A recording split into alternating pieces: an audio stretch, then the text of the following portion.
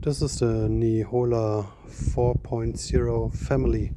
We bought it without the Promovec lights. Now we bought it, and our problem was how to install these. It's very easy.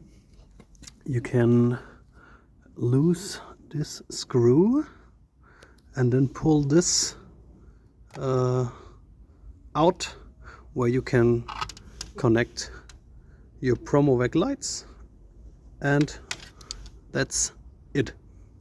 I can't find any instructions in the internet for this, so maybe I can help you with this small video.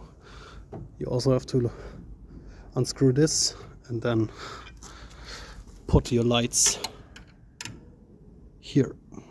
Yep, that's all. See ya.